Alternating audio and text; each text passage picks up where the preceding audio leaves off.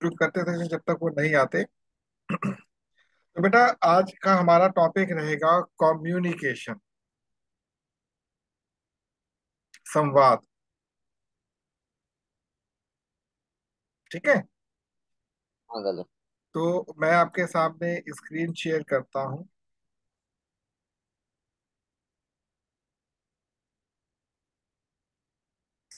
आपको white board दिख रहा होगा इस समय।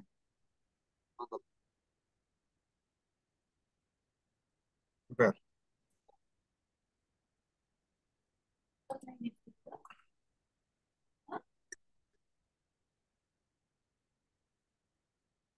कम्युनिकेशन। तो आपकी अभी तक की आपका जितना भी अनुभव है, तो इस कम्युनिकेशन से आप क्या समझते हैं? कम्युनिकेशन मीन्स कम्युनिकेशन एक ऐसी चीज है मीन्स जिससे हम आइडिया और इंफॉर्मेशन एक्सचेंज करते हैं। बिल्कुल ठीक है, आप कह रहे हैं idea and information. Very good. कुछ और?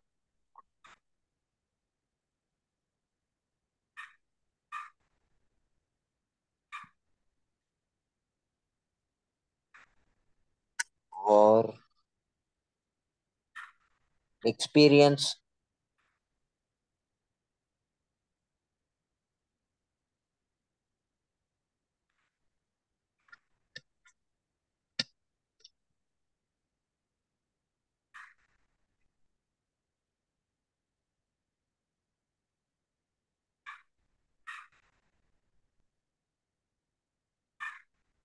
चलो, कोई बात नहीं। अब गुड और बैड,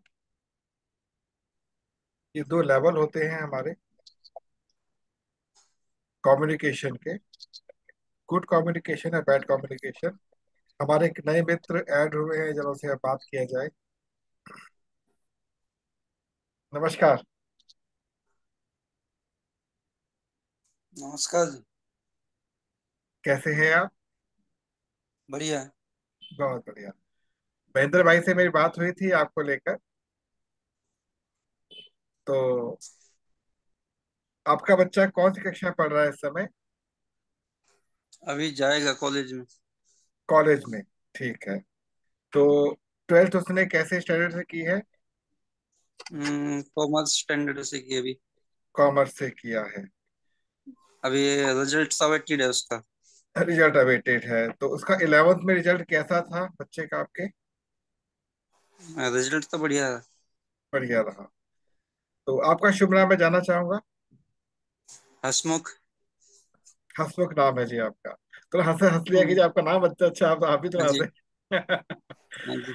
अच्छा हसमुख जी, ऐसा है कि हम लोगों ने बच्चों के लिए, विशेष तौर पर जो बच्चे पढ़ रहे हैं, हम्म। उनके लिए एक ऐसे मंच को शुरुआत की है जो अभी आप देख रहे हैं। मैं एक बच्चे को पढ़ा भी रहा हूँ यहाँ पर। हम्म। इस मंच का विशेष लक्ष्य यह है कि बच्चों को ये बताया जा सके कि वो अपने जीवन में कैसे फन के साथ, एंजॉय के साथ अर्न कर सकते हैं, बिना हम्म। अपनी पढ़ाई को डिस्टर्ब किए हुए।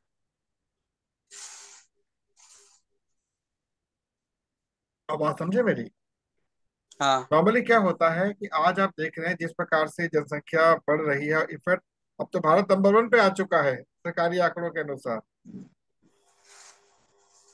इसका जनसंख्या 1 नंबर पे पहुंच गया इंडिया एक की। नंबर पहुंच गया है। लेकिन क्या इतनी बड़ी जनसंख्या को हम रोजगार दे सकते हैं? आपके सर हिसाब से क्या? कोई जी। वही है जिसका जो कंपटीशन क्लियर करेगा वही आगे जाएगा।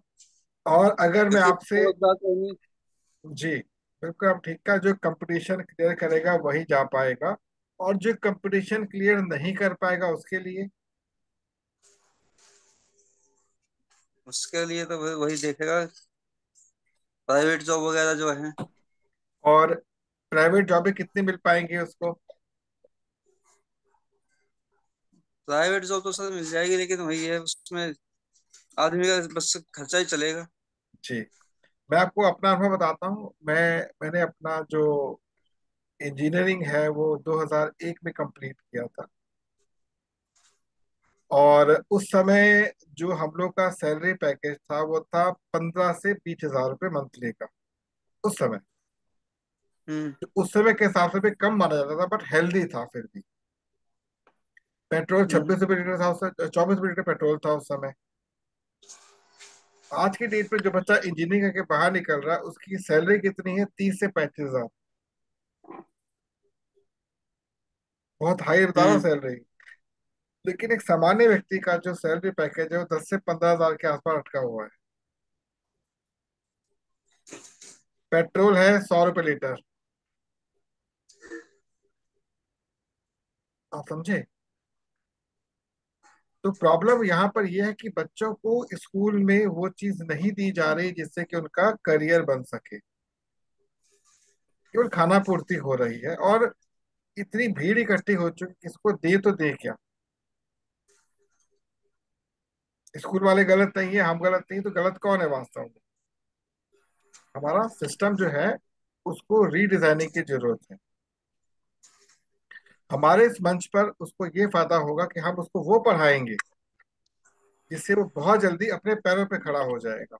मतलब अर्निंग करना शुरू कर देगा, और वो भी बिना किसी विशेष एफर्ट के। आप भी चाहेंगे ना आपका बच्चा जल्दी अपने पैरों पे खड़ा हो जाए? यस। चाहेंगे ना? और वो अपने पैरों पे खड़ा हो जाए तो आप लगभग कितनी सैलरी एक्सपेक्ट करते हैं कि उसको मिले तो थोड़ा ठीक रहेगा उसके लिए अभी? अभी आज के टाइम में अगर महंगाई को देखे तो 30 हजार तो कम से कम है। 30 हजार। तो इस 30 हजार को कमाने के लिए अगर मैं उससे ये कहूँ केवल उसको सीखना है, केवल उसको सीखना है, और वो 30 हजार रुपये कमाना शुरू हम्म। कर देगा, तो कैसा लगेगा आपको? अच्छा है। और ये अमाउंट उसके पास, ज्यादा बड़ी बात नहीं कहूंगा, अगले 8 महीने में इतना कमाना शुरू कर देगा वो, हमारी एजुकेशन के माध्यम से। तो खुशी मिलेगी आपको। हम्म। तो बस स्वागत है आपका, बच्चे को आप एनरोल करवा दीजिए हमारे साथ। आपसे हम कोई ले चार्ज अभी नहीं लेंगे। पकड़।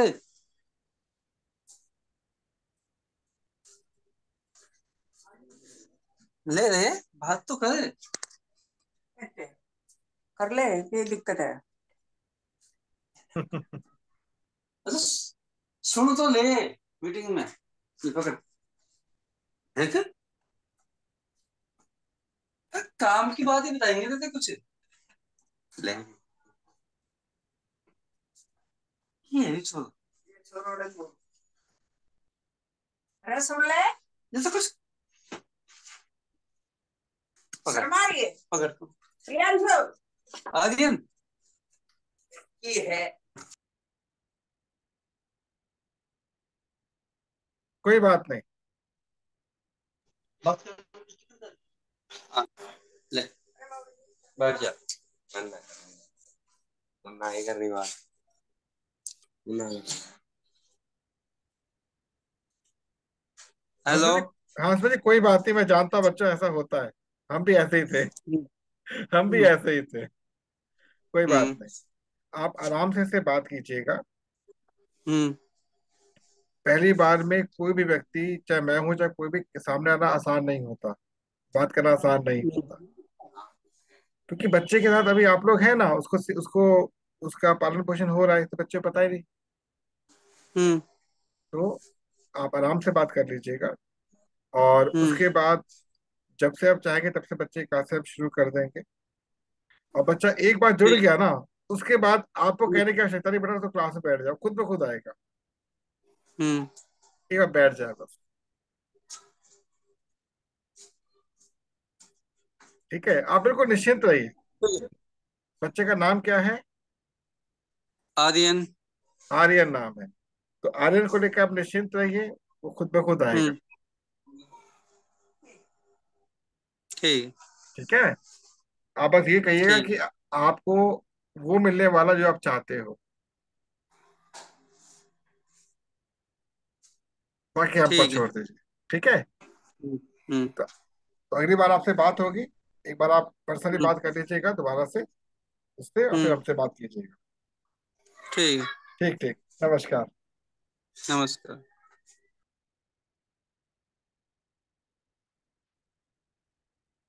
तो पंकज, अपनी क्लास आप कंटिन्यू करते हैं बेटा। हाँ अंकल।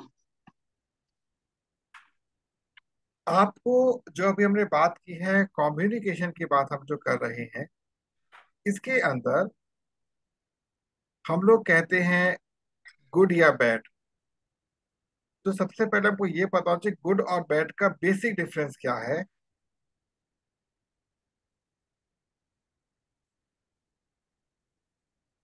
ये गुड या बैड डिपेंड करता है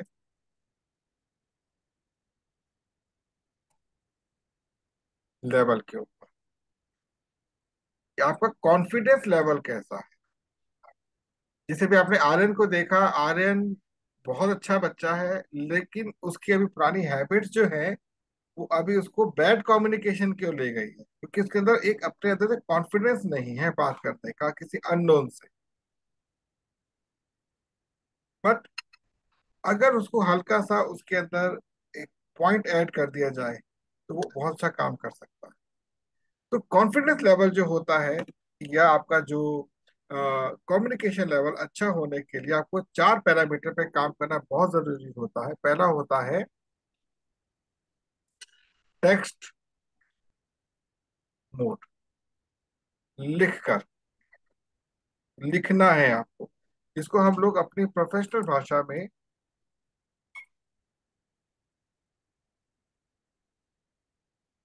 कंटेंट राइटिंग भी कहते हैं, लिखना। क्लियर। दूसरा जो पार्ट होता है इसे कहते हैं sound,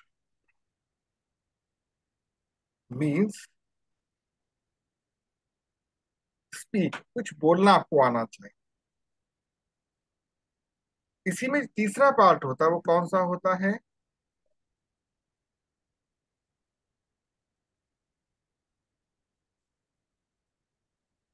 picture, means some images. और चौथा पार्ट जो होता है इसे कहते हैं हम लोग art of graphics, means animation और मूवी। ठीक है बेटा। तो ये चार हमने पार्ट यहाँ पर लिखे हैं कम्युनिकेशन के। इनमें सबसे इंपॉर्टेंट कौन सा पॉइंट होता है? तो पहला होता है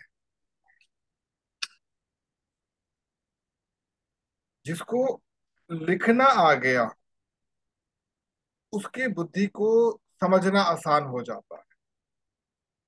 सबसे पहले बोलना नहीं आता किसी को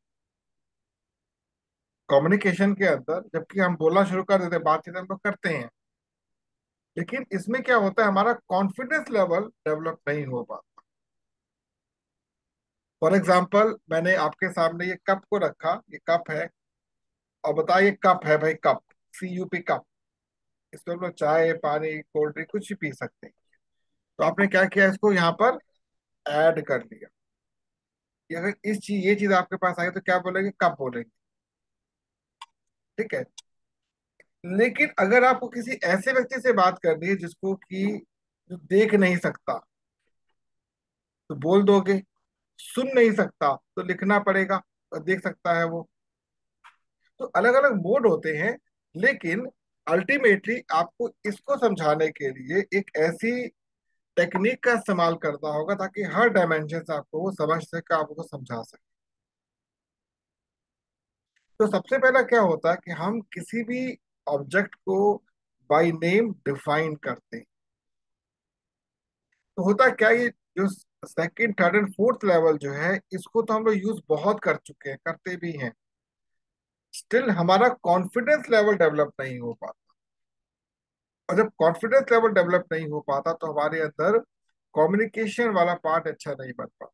ठीक है, बहुत तो बहुत अच्छा बोलते हैं, बहुत बढ़िया बोलते हैं, आप उनकी बातों के सामने मंत्रमुग्ध हो जाओगे, लेकिन दिमाग में अननेसेसरी बहुत सा गार्बेज कलेक्शन होता है, कचरा का भरा हुआ होता है। वो तब तक बाहर नहीं निकले जब तक लिखोगे नहीं, कंटेंट तैयार नहीं करोगे। तो कंटेंट राइटिंग बहुत ज्यादा इंपॉर्टेंट होती है, टेक्स्ट बहुत इंपॉर्टेंट होता है। अब जैसे भी आपके सामने ये आर्यन का एग्जाम्पल है, ऐसे बहुत सारे एग्जाम्पल हमारी सोसाइटी में मिलेंगे जो वैसे तो बड़ी बड़ी बातें करने में ग्रुप में बैठकर बहुत बातें करेंगे, बहुत कुछ देंगे, लेकिन जैसे ही उनका कोई फ्रूटफुल वर्क आएगा उनका कम्युनिकेशन लेवल डाउन हो जाएगा, क्योंकि उनके अंदर वो कैपेसिटी नहीं अपने आप को डिलीवर करने। तो इसका एक नया तरीका क्या बनाया गया है, इमोजीज देखी होगी, आप कोई हंसता है कोई रोता है, अलग अलग इमेजेस बनाई हुई होती है। आप रोड पर जाते हो तो ट्रैफिक के सिग्नल्स होते हैं, वो इमेज जो हो रही है वो आपको इंडिकेट करे कि इसका मतलब क्या है नो पार्किंग, इसका मतलब क्या है नो हॉल्टिंग नो पार्किंग, इसका मतलब होता है धीरे चले, इसका मतलब ये होता है। लेकिन कंटेंट है पीछे, कंटेंट है पीछे। आपने मेरे वीडियोस मैंने आपको शेयर किए, देखे होंगे आपने वीडियोस। उस वीडियोस में मैंने शुरू में टेक्स्ट को डाला था, अब टेक्स्ट बोल रहा है और वो चल रहा है पीछे से। इसे कहते हैं art and graphics. Art and graphics मतलब कि आपने आर्ट को ग्राफिक्स के माध्यम से प्रेजेंट कर दिया।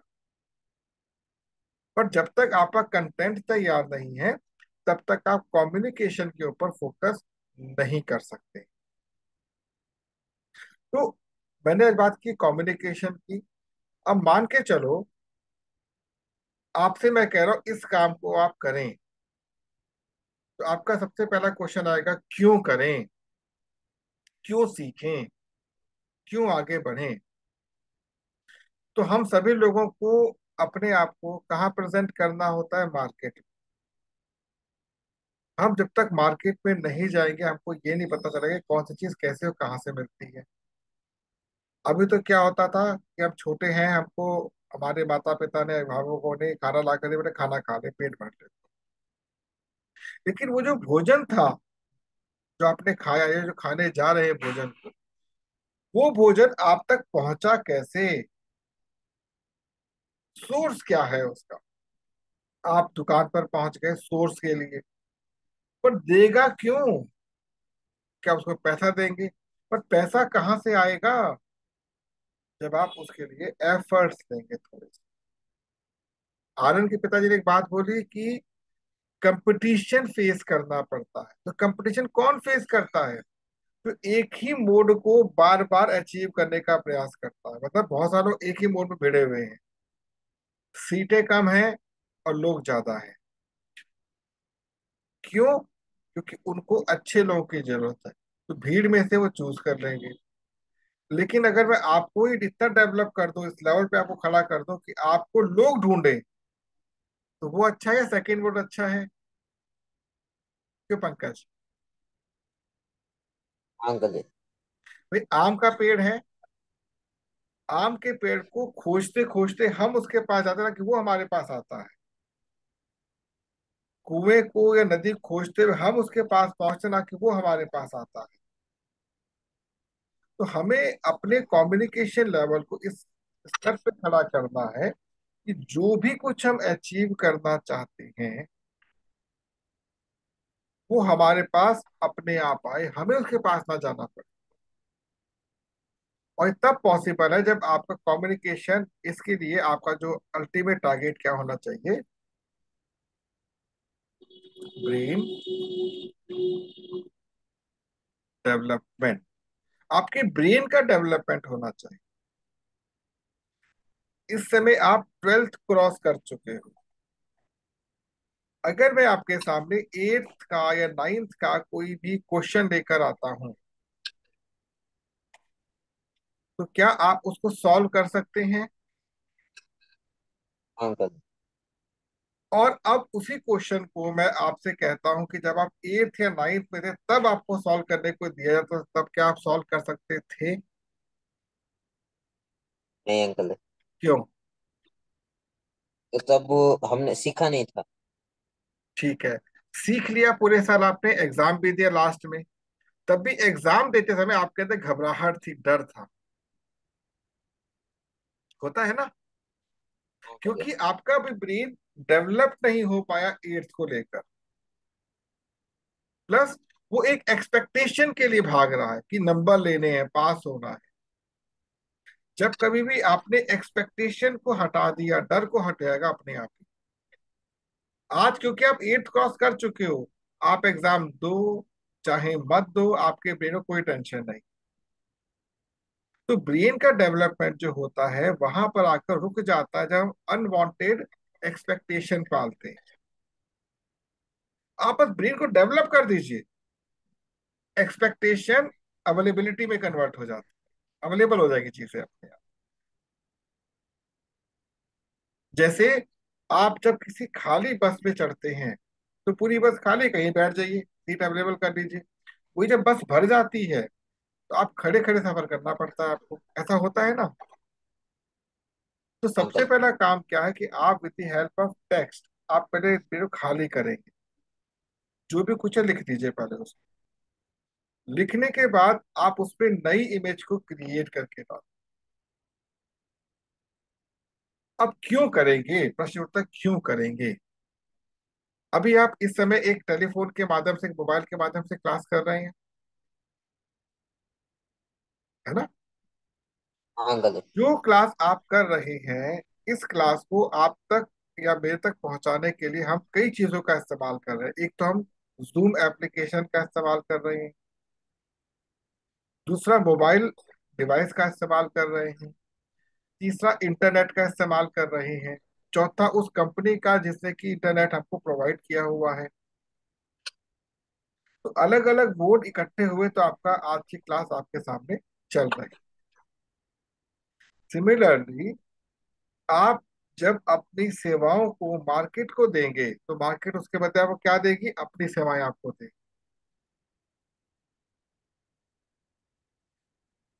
आज आपकी मेरे साथ शायद पांचवी क्लास है, आपने अपने अंदर कुछ चेंजेस पाए होंगे पहले से। हाँ अंकल, वो कौन कौन से चेंजेस आपको मिले अभी? मेन चेंजेस है, जो इंफॉर्मेशन मेरे पास नहीं था पहले क्लासेस से पहले, हम्म, जिसका कॉन्सेप्ट मीन्स मेरे दिमाग में कॉन्सेप्ट अलग था, वो चेंज हुआ है, क्लियर हुआ है। और उससे मेन ये है कि जो हमें जो सोसाइटी जो हमें बार बार बताती रहती है ये करो ये करो, वो हमेशा करेक्ट नहीं होता है। बिल्कुल ठीक। सो अगर हमें कुछ जानना है, तो instead of listening to the society, हमें उस सोर्स को खुद फाइंड करना पड़ता है, खुद को उसका इंफॉर्मेशन लेना है, ताकि हम जान सके सच्चाई क्या है, ना कि किसी और से सुन के इंटेक लेके हमारा कुछ अलग ही माइंडसेट हो जाए। बिल्कुल आपने ठीक कहा बेटा, बिल्कुल आपने ठीक कहा। तो अब क्योंकि आपने कुछ गेन किया है, क्या इस गेन को आप एंड कैश करना चाहेंगे? ये अंकल। बहुत बढ़िया।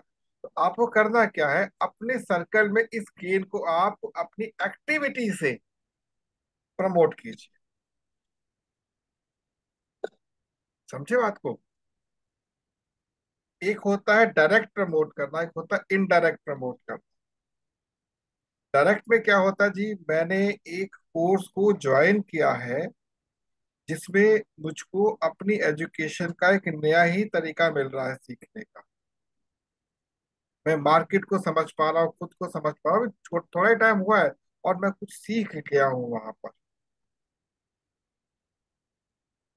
तो क्या तुम भी चाहते हो कुछ नया सीखना? ये हुआ डायरेक्ट के साथ इनडायरेक्ट अप्रोच। और दूसरे स्तर पर आपने सामने वाले व्यक्ति से बात करते हुए ये जानने का प्रयास किया कि उसमें कौन कौन सी बातें इसको खल रही, नंबर अच्छे नहीं आते, या उसका आईक्यू लेवल डाउन है, या फिर पैसा कमाना चाहता है, या बहुत कुछ। फिर पूछे उससे कि भाई जो तुम करना चाह रहे हो कैसे करोगे, मुझे भी सिखा दो भाई, मैं भी शायद करूंगा। नहीं भाई मुझे तो पता है, खुद ढूंढ रहा हूं मैं। तो मौका मिल गया, बात करेगा, पकड़ लो उसको। एक बार डायरेक्ट पहले आपने बताया, बट जो सेकंड मेथड है वो ज्यादा इंपॉर्टेंट होता है, क्योंकि अभी आप इतने मैच्योर नहीं हो कि बातों को एज इट इज कम्युनिकेट कर सको। बेसिकली मैं अपने विचार आपके माध्यम से सोसाइटी को देना चाहता हूँ, क्योंकि मैं आपको ग्रोथ के रूप में देखना चाहता हूँ, ग्रो करवाना चाहता हूँ। मैं जो आज हूं कल आपको बनना है, और आपको ऐसे लोगों को बनाना है। जिस पर्टिकुलर चीज को, नॉलेज को गेन करने में मुझे 20 साल लगे, मैं चाहता हूँ वो आपको 20 दिनों में मिल जाए, हल आसानी से, ताकि आप उसको और तेजी से लोगों तक पहुंचा सकें। जो आपका ब्रेन का लेवल है, जो शार्पनेस है, मेरे पास नहीं है। आपके पास शार्पनेस है, मेरे पास एक्सपीरियंस है। इनको मर्ज कर दिया तो क्या बन गया? Sharp experience. मैं लिख देता हूं यहाँ पर।